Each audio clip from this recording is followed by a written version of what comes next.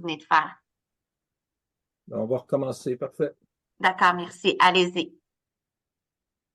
Alors bonjour, je suis Dr. Claude Garceau, je suis interniste à l'UCPQ. Je fais partie de la chaire Corps Poumon avec un S.ca. Le but de cette plateforme qui est reliée à l'Université Laval, c'est d'aider à la formation des gens qui s'occupent des problèmes cardio-métaboliques, les gens, c'est-à-dire les résidents, les externes, les médecins, mais aussi les pharmaciens et infirmières, les PSL, les PSA de notre réseau. Et notre sujet aujourd'hui, c'est le fer. Pourquoi le fer? Ben, ça nous touche beaucoup en notre hôpital, entre autres, parce qu'on a des patients anticoagulés et qu'il ne se passe pas une journée sans que j'ai besoin de prescrire du fer et bien souvent du fer intraveineux.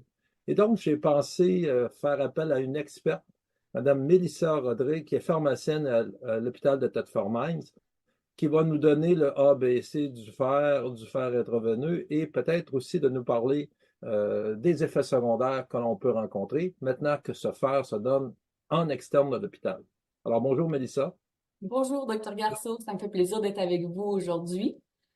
Avant de commencer la On voit ici un peu présentation,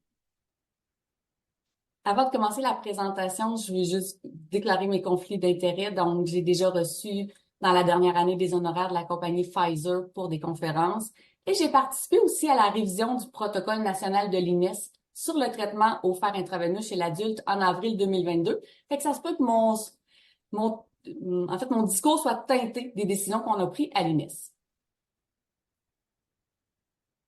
Les Alors, nos objectifs objectifs, c'est vraiment de poser le diagnostic de l'anémie, comparer et opposer les options suppléments en fer, choisir les options qui sont plus appropriées en fonction des différentes populations, entre autres les indications du fer intraveineux, et de parler aussi de la prise en charge des effets indésirables liés aux perfusions de fer intraveineux. Alors, moi, j'ai un petit préambule de quelques secondes parce que c'est vraiment notre experte qui est le centre de l'attention ici, pas moi. On va parler peut-être de parler rapidement comme introduction du diagnostic de l'anémie ferriprive. Alors, quand on fait des suppléments à faire, c'est ne jamais oublier de rechercher la cause. Il ne se passe pas une semaine sans que je trouve un cancer du côlon. Alors, évidemment, les pertes peuvent être aggravées par l'aspirine ou les anticoagulants. Le cancer du côlon, dans nos statistiques à notre hôpital, c'est 1 sur 14 lorsqu'on fait une investigation pour une hémipériprie. Cancer gastrique. La maladie cœliaque la maladie cœliaque peut se manifester par une anémie ferriprive qui ne se corrige pas par le fer par la bouche. Les patients qui ont eu une opération pour la chirurgie bariatrique, et évidemment, chez les jeunes femmes, ben, c'est les menstruations qui sont importantes et parfois les dons de sang répétés. Donc, on voit tout de suite que le fer est stocké sur une forme qu'on appelle la ferritine et que c'est au départ, lorsqu'on commence à avoir un manque en fer, on n'a pas d'anémie, la ferritine s'abaisse lentement et ce n'est qu'après que le fer sérique diminue et c'est à ce moment-là qu'on va avoir l'anémie. Donc, la ferritine demeure un marqueur très important pour analyser une anémie ferriprive parce que c'est un élément plus précoce. Alors, le diagnostic différentiel d'anémie ferriprive, ben, il y en a quelques-uns. On sait que la thalassémie qui arrive au Québec, on le voit de temps en temps, c'est des patients qui ont toujours eu un volume globulaire moyen petit, qui ne s'est jamais corrigé avec le fer. Puis ces patients-là ont un fer normal. Donc, lorsqu'on voit un VGM abaissé qui ne se corrige pas avec le fer et que le fer est normal, il faut penser à la thalassémie, faire une électrophorèse des protéines. Les anémies inflammatoires, les anémies réfractaires sidéroblastiques sont aussi à faire le diagnostic différentiel, mais dans ces causes, évidemment, la ferritine est normale.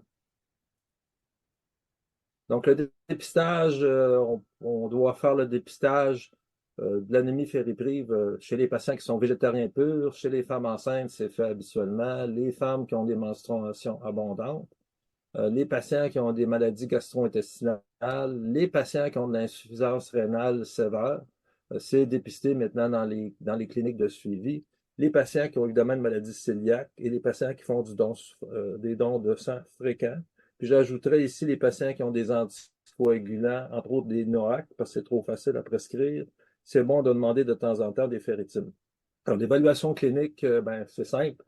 On regarde les signes et symptômes d'anémie, on regarde les habitudes alimentaires, on essaie de voir si le patient ne prend pas de l'aspirine ou des anti-inflammatoires en dehors de la liste de médicaments qu'on a dans la DSQ.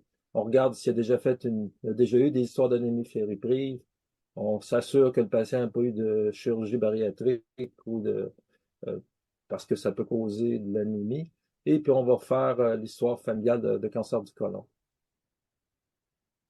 Donc, le diagnostic va se faire par la ferritine. Une ferritine basse indique une déperdition chronique de fer. Alors, la ferritine, c'est un complexe de fer qui est couplé avec des protéines dans les macrophages. On a entre 500 et 1500 mg de fer au total. Et c'est un marqueur des réserves totales en fer. Malheureusement, la ferritine peut être élevée dans les états inflammatoires parce que c'est une protéine sécrétée par le foie. Et donc, elle peut être augmentée dans ces problèmes.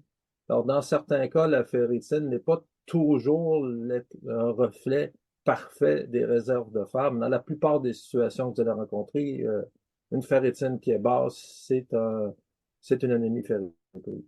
La formule sanguine peut vous aider. Le VGM peut vous aider aussi, puisque je regarde souvent, c'est l'IDVE, l'indice de volume de dispersion érythrocytaire. Lorsque vous n'avez pas encore reçu la ferritine, si votre IDVE est élevé, 16, 17, 18, c'est un marqueur d'anémie fériprive. Alors que si l'IDVE est en bas de 14, ou en bas de 12, ça exclut la plupart du temps l'anémie fériprive. Donc la ferritine, on a ici l'interprétation. En bas de 15, c'est toujours une anémie fériprive. Entre 15 et 30, je vous le dis, c'est Claude Garceau, c'est une anémie fériprive. Entre 30 et 100, ben, c'est sûr que la réserve n'est pas optimale. Et dans la plupart des adultes, une ferritine en bas de 100, même chez les patients âgés, l'indice d'une déperdition en fer, la cause la plus fréquente étant le saignement. La formule sanguine, ben, on a parlé aussi du VGM et de l'IDVE. Puis la saturation du fer, de la transférine qui est utile. Une saturation inférieure à 20 est aussi un marqueur d'anémie fériprive. Donc, c'est nécessaire de commencer un remplacement en fer chez les patients qui ont en bas de 30 de ferritine. Et très souvent, ou même je dirais le plus souvent, un patient qui a une anémie et une ferritine entre 30 et 100, ben, on doit corriger le fer par des supplémentations. Alors, vous voyez ici un peu les examens utiles. On en a parlé ensemble. Et donc, on peut continuer notre présentation. Oui. Alors, si on regarde un petit peu la population cible pour recevoir du fer intraveineux, parce qu'on sait que la première ligne de traitement, habituellement, c'est le fer Péros. Mais je vais utiliser mon fer intraveineux lorsque j'ai une inefficacité ou une intolérance aux préparations de fer par voie orale.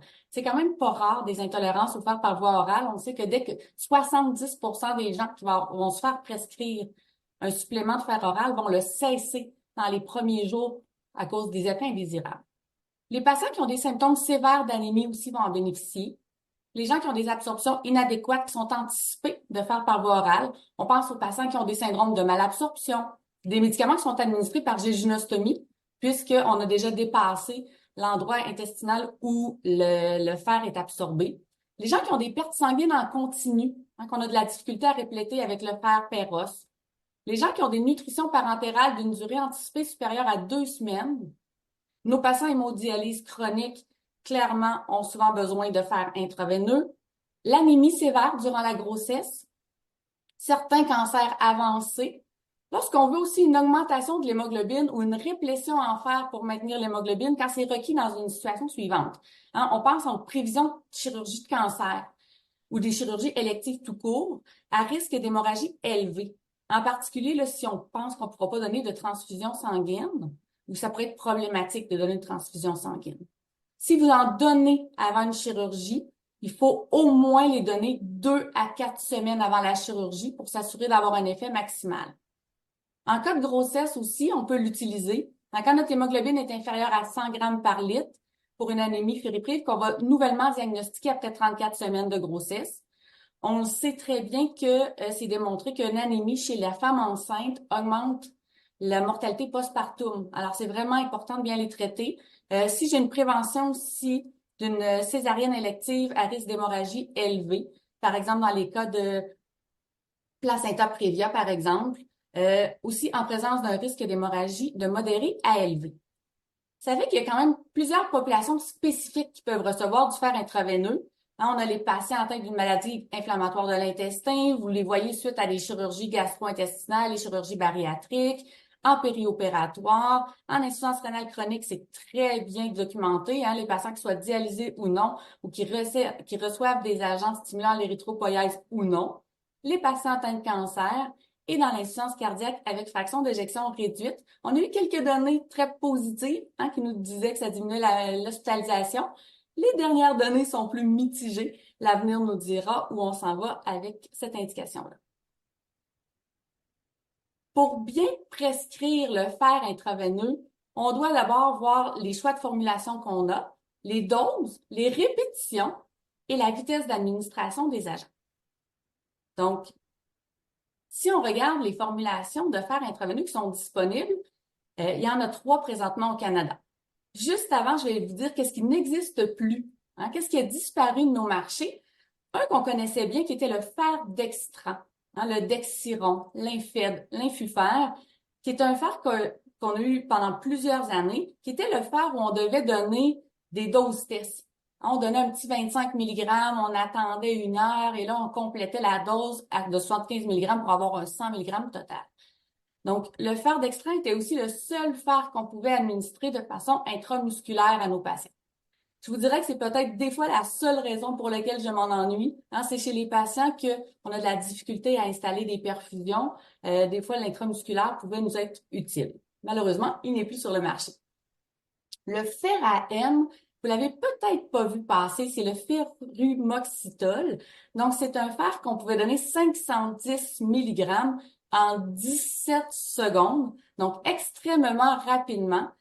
17 secondes, c'est à peu près le temps qui a été commercialisé au Canada. En fait, je vous dirais parce que il y avait tellement d'effets indésirables avec son administration qui a été retiré rapidement. Les 3 fers qui nous restent, il y a le fer d'irisomaltoside, donc qui contient 100 mg de fer élémentaire par millilitre. Vous pouvez avoir des fioles de 1, 5 ou 10 ml, donc de 100, 500 ou 1000 ml dans la même fiole.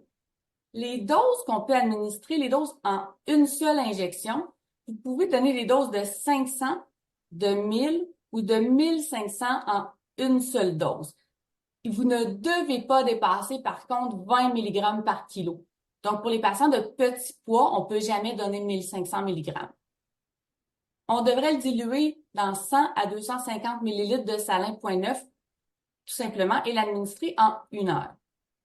C'est important que si vous avez besoin de donner 2 doses pour répléter votre patient, d'attendre 7 jours entre l'administration de 2 doses. Et pour bien répléter votre patient, vous allez viser environ entre 1000 à 2000 mg total. Le coût est un petit peu plus dispendieux. Dans les hôpitaux, il coûte 468 $ pour 1000 mg. En externe, il va coûter à peu près 450 $, pardon. Il faut savoir que c'est tout couvert par le gouvernement. Donc, l'assurance médicaments du Québec couvre sans code, sans rien, les fers intraveineux. Le fer sucrose, qui est peut-être celui que vous connaissez le mieux, qui est le Venofer, contient 20 mg par millilitre par fiole. C'est des fioles de 5 ml, donc 100 mg par fiole. On peut donner des doses de 100, de 200 ou de 300 mg en une seule injection. Si vous ouvrez la monographie ou si vous lisez quelques études, ils sont allés jusqu'à 500 mg dans les études. Par contre, dès qu'on dépasse 300 mg, on s'expose à plus d'effets indésirables. C'est pourquoi l'INES a décidé de mettre 300 mg comme dose maximale. On doit le diluer, le 100 et le 200 mg dans 100 ml de salin 0.9, alors que le 300 mg, on doit le mettre dans un 250 ml de salin 0.9. Les vitesses d'administration, pour chaque tranche de 100 mg, on doit compter 30 minutes. Donc, 100 mg en 30 minutes, 200 mg en 1 heure. L'intervalle minimal entre 2 doses devrait être de 48 heures. Il y a des études qui ont démontré qu'on pourrait l'utiliser aux 24 heures, mais quand on fait ça, il faut s'assurer de ne pas dépasser 3 doses par semaine ou 5 doses par 14 jours. Quand on veut répléter notre patient, on vise environ 1000 mg total. Donc, on va donner 3 doses de 300 mg, par exemple. Dans nos hôpitaux, il coûte moins cher, il est aux alentours de 152 $, mais il est plus aux alentours de 270 $ pour l'externe. Le dernier, c'est le complexe de gluconate ferrique qui contient 12,5 mg par millilitre. C'est des fioles de 5 ml, donc 62,5 mg par fiole. Vous pouvez administrer des doses de 62,5 mg ou de 125 mg en dose unitaire.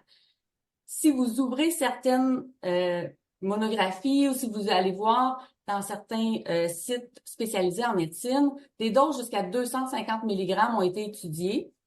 C'est quelque chose qu'on a tenté de faire il y a quelques années au Québec, de donner 250 mg. Ça a été, je vous dirais, une catastrophe. Donc, plus de la moitié des patients qui ont reçu 250 mg par dose ont fini dans nos urgences. Donc, ce n'est pas une pratique qu'on doit faire. Vous le diluez dans 100 ml de salin 0.9. Il est beaucoup utilisé dans nos hémodialyses au Québec. Pour quelle raison? C'est qu'il est facilement administrable. Donc, on peut l'administrer sans dilution chez cette population-là dans la ligne artérielle. Ça s'administre en 1 heure et on devrait attendre 48 heures entre 2 doses. La posologie aussi visée, c'est aux alentours de 1000 mg, donc total. Donc, 8 doses de 125 mg. Le coût pour 1000 mg, dans les hôpitaux vraiment pas dispendieux, 152 $, plus aux alentours de 350 $ si vous le prescrivez en externe. Comment on calcule les besoins en fer? Comment je peux calculer pour savoir comment répléter mon patient? Mais je peux utiliser la formule de Genzoni. En fait, ça prend le poids corporel en kilos de notre patient qui multiplié par le résultat de la soustraction du taux d'hémoglobine cible moins le taux d'hémoglobine réel, que je multiplie par 2,4 et que j'additionne le dépôt de fer en milligrammes. Ça nous dit vraiment les besoins en fer. Je vous dirais que c'est précis, mais c'est peu pratique et c'est très peu utilisé dans nos cliniques. Donc, qu'est-ce qu'on fait souvent? On va se dire, si on veut donner du Venofer ou du Ferlicite, on va viser à peu près 1000 de fer total. Si on utilise le monoférique, en fait, la compagnie, dans sa monographie, a un petit tableau qui nous permet de dire quelle dose on doit viser. Donc, on regarde le poids corporel de notre patient, on regarde l'hémoglobine et ça nous dit la dose totale. Donc, par exemple, le patient qui pèserait 60 kg avec une hémoglobine inférieure à 100 grammes par litre devrait recevoir au total pour sa réplétion 1500 mg de monoférique.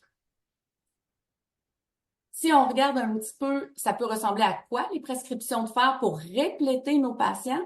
Donc, on peut regarder le Venofer, par exemple, on pourrait le donner aux 48 heures pour 3 doses avec 300 mg ou 300 mg aux semaines pour 3 doses si on a des enjeux de déplacement. Le Ferlicite nécessite malheureusement 8 doses, c'est un fer qui est très peu utilisé pour la clientèle externe, étant donné le nombre de déplacements que ça prend. Le monoférique pourrait ressembler à une seule dose, donc 1000 mg à 1500 mg pour une seule dose, ou je peux répéter ma dose dépendamment du poids de mon patient pour ne pas dépasser le 20 mg kilo. Je peux donner 1000 mg pour une dose, puis 500 mg après 7 jours. Il y a certaines contre-indications à l'utilisation du fer intraveineux. Il y a des contre-indications qui sont les mêmes pour tous nos fers intraveineux et certains qui sont plus spécifiques. Bien entendu, si j'ai une allergie à une préparation de fer, c'est une contre-indication à réutiliser la même préparation de fer. Ça va de soi. Les patients qui ont des surcharges en fer ne devraient pas non plus recevoir de fer intraveineux, tout comme dans les anémies non fébriles, comme dans l'anémie hémolytique. Le Ferlicite est contre-indiqué chez les patients qui ont des maladies inflammatoires graves du foie ou du rein, alors que le dérisomaltose ferrique, lui, va être contre-indiqué s'il y a des cirrhoses décompensées ou des hépatites évolutives. Il y a aussi certaines petites précautions à prendre.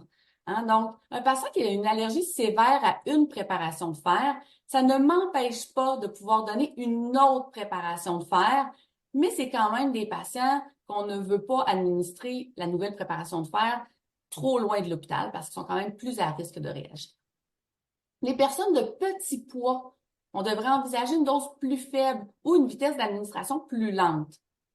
En grossesse, surtout au premier trimestre et en allaitement, c'est une précaution.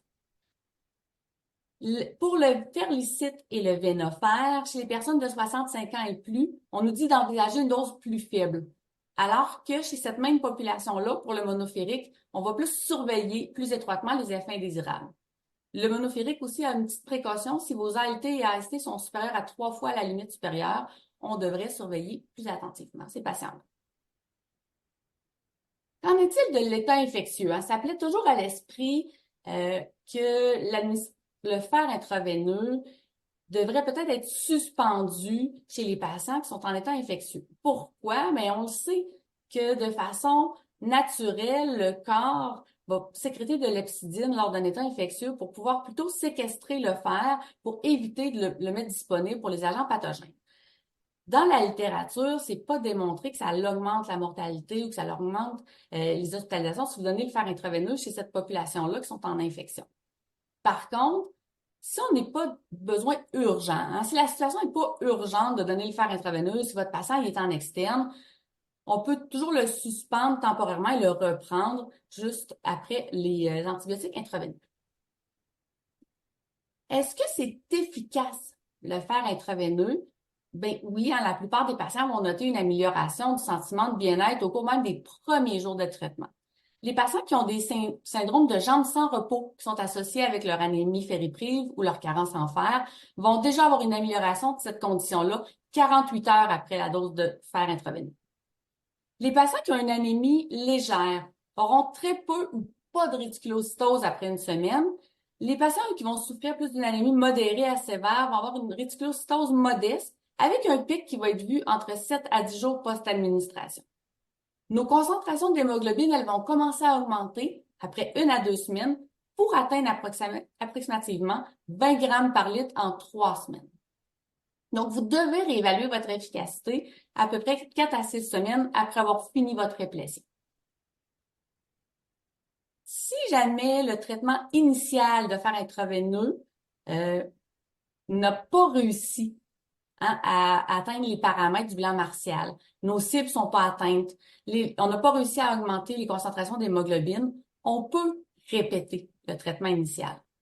Il faut tenir compte à ce moment-là des taux de ferritine, de la saturation de la transférine, regardez votre concentration d'hémoglobine, les pertes sanguines en cours, les tendances des mesures, l'état clinique du patient, puis sa réponse au traitement aussi. Mais on pourrait, chez certains patients, dont on ne peut pas traiter la cause de leur anémie, avoir du fer intraveineux de façon régulière. Donc, je pourrais avoir, par exemple, un Venofer 300 mg à chaque mois ou un monoférique 1000 mg aux 3 mois. On réévalue le traitement de ces patients-là aux 2 à 3 mois pour s'assurer de ne pas dépasser les valeurs non plus de ferritine. Qui sont vos patients qui sont à risque d'effets indésirables? Donc, quels patients on doit porter une attention particulière? Il faut voir qu'il y a des facteurs qui vont augmenter le risque de réaction et il y a des facteurs qui vont plutôt augmenter la gravité de la réaction. Les premiers facteurs qui augmentent les risques de réaction indésirable, eh bien, c'est sûr que si votre patient a fait une réaction d'hypersensibilité antérieure à un fer intraveineux, il a plus de chances d'avoir une autre réaction d'hypersensibilité à un autre fer. Si vous perfusez rapidement votre fer, vous augmentez le risque de réaction. Les patients qui ont des antécédents d'allergies multiples ont aussi beaucoup plus de risques de réagir. Les patients qui souffrent d'asthme sévère ou d'eczéma, les patients qui ont des maladies inflammatoires généralisées, dans la polyarthrite rhumatoïde, on voit en fait comme une augmentation des douleurs pour les patients qui va se passer quelques jours après avoir perfusé le fer intraveineux. Les petits poids, c'est quoi les petits poids? Ben, c'est les femmes de 55 kg et moins et les hommes de 60 kg et moins. Donc, ils ont plus de chances d'avoir des effets indésirables. Et l'âge avancé, qu'est-ce que l'âge avancé en fait? L'INES a statué que pour le fer intraveineux, l'âge avancé, c'était 65 ans et plus, ce qui est quand même pas très avancé, on va se le dire.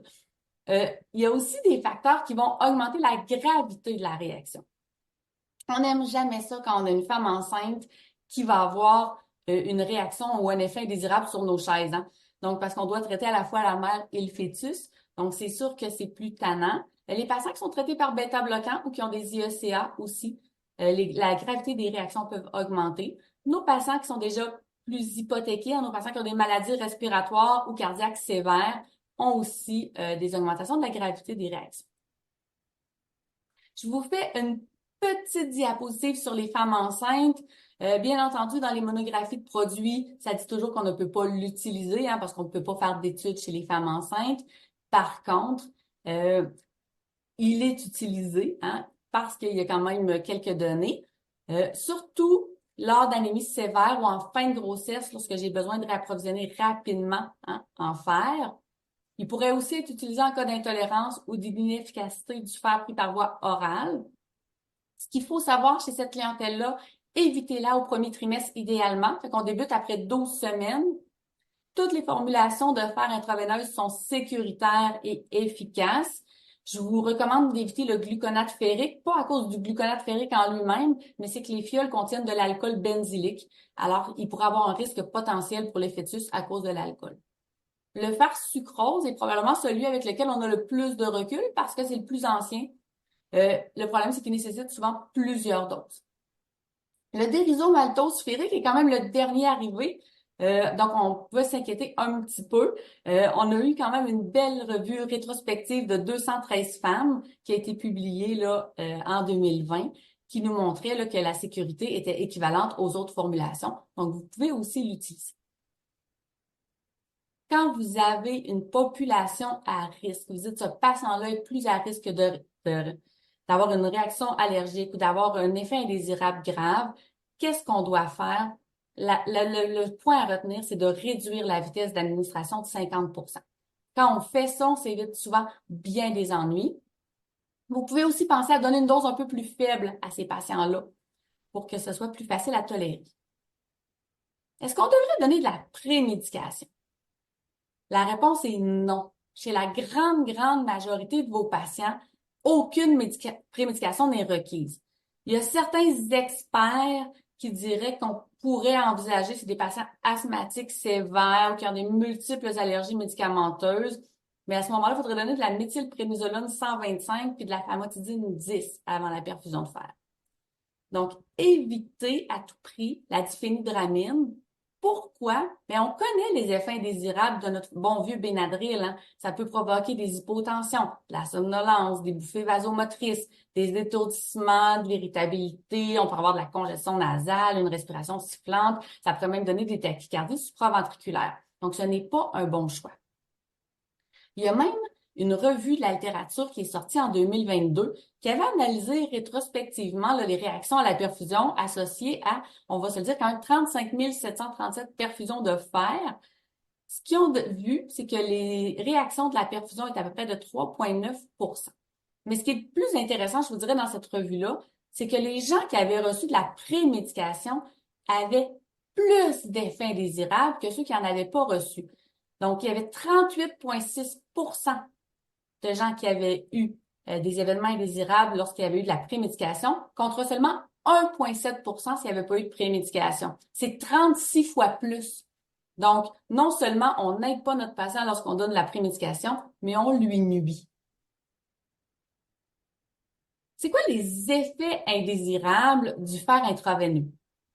Donc, il faut penser que au départ, les effets indésirables possibles, c'est souvent l'extravasation. On va regarder ensemble. Dans les 5 premières minutes, vous pouvez voir la fameuse bouffée vasomotrice et la réaction de Fishbane. Entre 5 à 30 minutes, c'est là que nos réactions d'hypersensibilité ou l'anaphylaxie peuvent arriver. Et lorsque le patient est de retour chez lui, on va voir des symptômes pseudo-grippaux et des myalgies. 5 à 20 jours après l'administration du fer intraveineux, on pourra aussi avoir des hypophosphatémies. Si on regarde l'extravasation, c'est quand même assez rare, l'extravasation, mais ce qu'il faut voir, c'est que ça fait un tatouage permanent quand on le donne. Donc, malheureusement, si on a une extravasation de fer, ça va tacher la peau. Ça peut être de brun pâle à brun foncé, ça peut être noir, bleuâtre, mauve, gris. Ça peut être complètement étendu, comme sur la photo, ou ça peut être vraiment décoloré en plaques. C'est absolument pas douloureux, mais il pourrait avoir une espèce de sentiment de pression et d'enflure. Et malheureusement, c'est que la couleur va rester là et ça va prendre plusieurs années avant même que la couleur commence à diminuer. Donc, il faut faire vraiment très attention. Si jamais on a une extravasation, qu'est-ce qu'on doit faire? On déconnecte le dispositif. On devrait tenter d'aspirer tout résidu de médicament de la canule. C'est pas évident, mais on devrait le tenter. On retire la canule, appliquer de la glace, juste pour réduire l'enflure. Ça diminue pas vraiment la douleur, puis ça provient pas vraiment la propagation de la tache. Et on tente par contre d'éviter de masser la zone parce que ça va augmenter la propagation de la tache.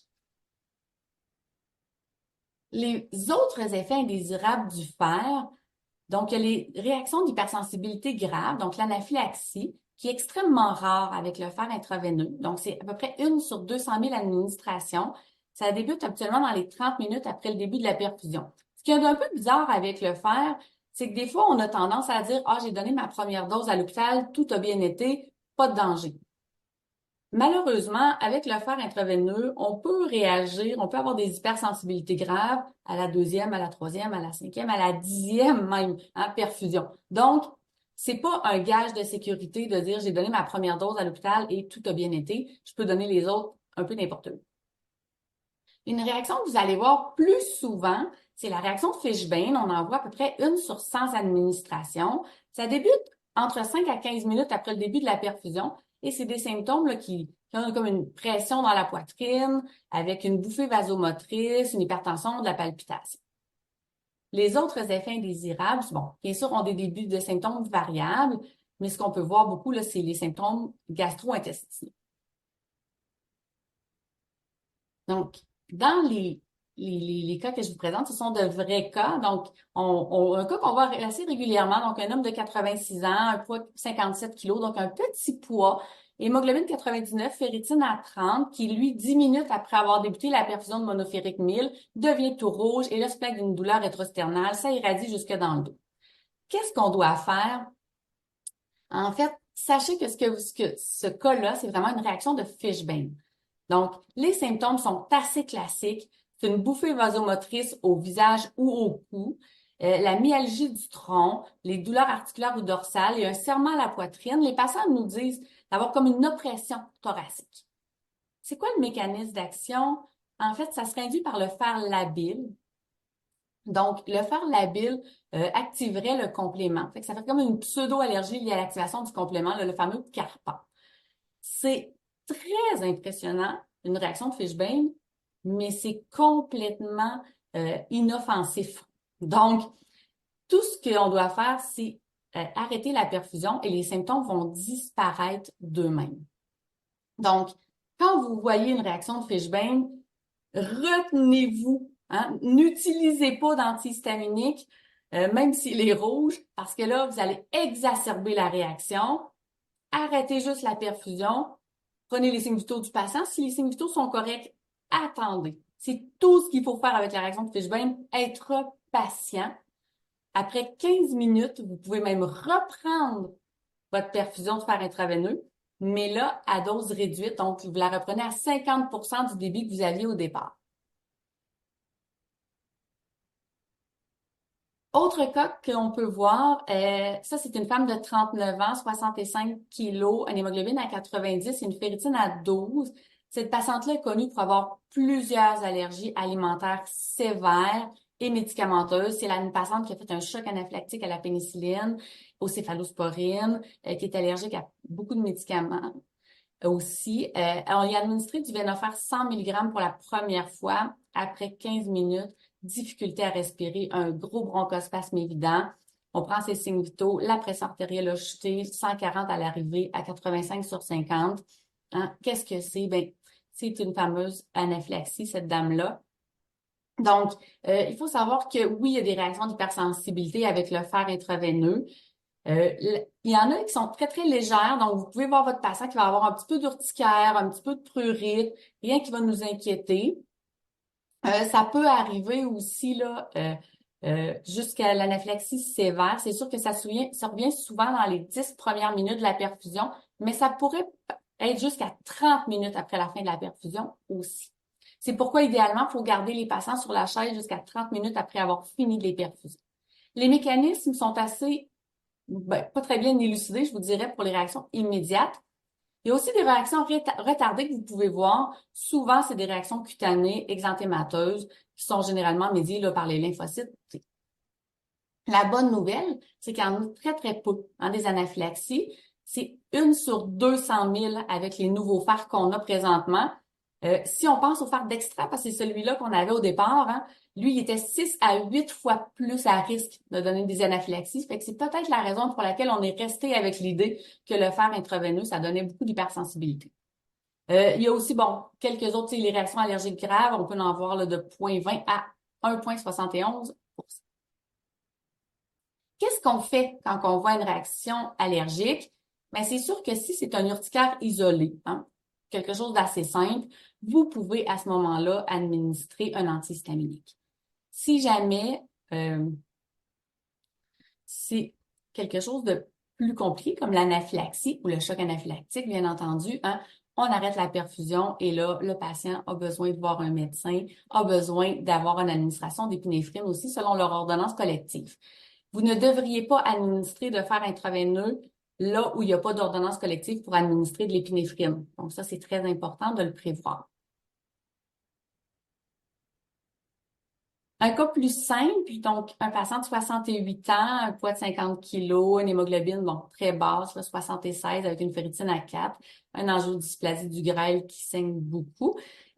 Donc, qui reçoit du monoférique 1000 mg à chaque trimestre. Et là, on voit que pendant la perfusion, il passe son temps à la salle de bain. Et là, il nous raconte qu'il y a toujours de la diarrhée puis des nausées durant l'administration de son fer intraveineux. Qu'est-ce qu'on peut faire pour aider ces patients-là? Donc, il y a quand même quelques effets indésirables qu'on peut voir et qu'on peut voir directement quand le patient est en train de se faire perfuser. Ce qu'on voit beaucoup, ce sont les troubles gastro-intestinaux. Les patients vont nous parler de douleurs abdominales, de la fameuse dysgeusie, le goût métallique dans la bouche. 8% des patients vont s'en plaindre. Les nausées pendant la perfusion, on parle de 5 à 15% des patients et les diarrhées de 5 à 8% des patients. Les patients peuvent nous parler d'une bonne céphalée aussi. Il peut y avoir des hypotensions durant la perfusion. Donc, nos patients qui perdent un petit peu hypotendus, il faut les surveiller un petit peu plus. Les patients peuvent se plaindre de faiblesse. Il y a des fameuses paresthésies transitoires. Donc, 6% des patients vont nous en rapporter. Souvent, ce qu'ils vont nous dire classiquement, c'est que ça pétille sur le bout de leurs doigts. Mais on peut voir aussi des paresthésies transitoires de tout le corps. Les phlébites sont rares. Les convulsions aussi, dans ma carrière, j'en ai vu une seule fois des convulsions et c'est quand on a eu la brillante idée de donner du ferlicite 250 mg, chose que je vous ai dit de ne pas faire. On peut voir un petit peu de décoloration de la peau, site d'injection et les fameux syndromes pseudo-grippaux, comme la fièvre, les étourdissements, la fatigue, les céphalées. 24 à 72 heures après la fin de la perfusion, c'est quand même 1/6 de vos patients qui vont en avoir. Et on peut voir l'hypophosphatémie, 5 à 20 jours post-administration. C'est quoi les facteurs prédisposants? Bien, c'est la vitesse d'administration. Si vous avez administré trop rapidement vos médicaments, c'est là qu'on va avoir plus de nausées, plus de diarrhée. Fait que les patients qui se plaignent de ces effets-là, vous pouvez réduire seulement la vitesse d'administration et ça va être suffisant. Les patients qui ont des petits poids corporels vont être aussi beaucoup plus à risque d'avoir les effets indésirables qui sont cités ci haut. Donc, comment on dit aux patients de traiter les effets indésirables qui sont reliés à l'administration de fer intraveineux? Si c'est des céphalées, les syndromes pseudo-grippaux, on doit les traiter avec de l'acétaminophène. On évite les anti-inflammatoires non stéroïdiens qui aggraveraient, en fait, les symptômes. Si vous avez de la diarrhée, des douleurs abdominales, des nausées durant la perfusion, seulement réduire la vitesse de 50% et ça va mieux aller. On a aussi des anciens trucs avec le ferlicite et le Venofer de diluer plus le fer. Ça réduit aussi les douleurs abdominales et les nausées. Donc, au lieu de mettre, par exemple, notre Venofer dans un 100 mg, on va le mettre dans un 250 mg de salin. Vous pouvez le faire encore avec le ferlicite et le Venofer, mais ne faites pas ça avec le monoférique parce que vous allez augmenter les effets indésirables. Pourquoi? Le monoférique, si on est capable d'administrer de si grosses doses de fer, c'est que le fer labile est inclus dans une matrice. Et c'est la matrice que vous recevez quand on l'injecte. Donc, si on le dilue plus, le fer labile va sortir de la matrice et vous allez injecter plus de fer labile à votre patient. Donc, Hein? Le monophérique aime ça être plus serré, dans le fond, dans les solutés. On évite de le diluer plus. Je vous ai parlé d'hypophosphatémie. Donc, est-ce qu'on doit s'en préoccuper? Pour la majorité des patients, je vous dirais pas tellement. Si vous donnez juste une, deux doses, on s'en inquiétera pas. Souvent, c'est asymptomatique et ça va se résoudre spontanément en quelques semaines. Par contre, si vous donnez du fer intraveineux de façon répétée à vos patients, donc à tous les mois, il y a quand même des cas d'ostéomalacie qui ont été rapportés suite à cause de l'hypophosphatémie. Le fer le plus à risque n'est pas un fer qui est disponible au Canada, c'est le fer inject, le carboxymaltose ferrique. Le mécanisme d'action est plus ou moins clair. En fait, on sait que c'est secondaire à une fuite urinaire de phosphate qui est induite par une augmentation de la concentration plasmatique de fibroblast growth factor 23. Toutefois, les mécanismes à l'origine de cette élévation-là, hein, du FGF 23, eux sont encore mal connus. Il y a des facteurs de risque, fait qu'il y a des patients qui ont plus de chances de faire de l'hypophosphatémie avec votre fer. Ceux qui ont des antécédents de troubles gastro-intestinaux là, qui sont associés à une malabsorption des vitamines liposolubles et du phosphate, les maladies inflammatoires de l'intestin, si vous utilisez en concomitance ou antérieure des médicaments qui affectent la fonction tubulaire rénale proximale, l'hyperparathyroïdie, une carence en vitamine D et la malnutrition. Donc, le fer intraveineux, ça s'administre quand même relativement facilement, ça se prescrit bien, c'est efficace pour nos patients. Il faut savoir comment gérer les effets indésirables et rester calme face à des effets comme de perfusion, comme la réaction de Fishbein. Et quand on fait ça, l'administration se fait habituellement très, très bien. Ça conclurait la présentation de cette journée. Alors, je vous remercie tout le monde pour avoir assisté à cette présentation. Je vous rappelle qu'elle est disponible sur la plateforme Cœur Poumon avec un S.ca et que d'autres présentations seront ajoutées sur cette plateforme. Un podcast aussi pourra résumer quelques petits aspects pour vous donner un avant-goût des présentations plus formelles. Donc, je me remercie beaucoup notre conférencière. Je suis Dr. Claude Garceau du CPQ. Je vous remercie de votre attention et à la prochaine. Merci.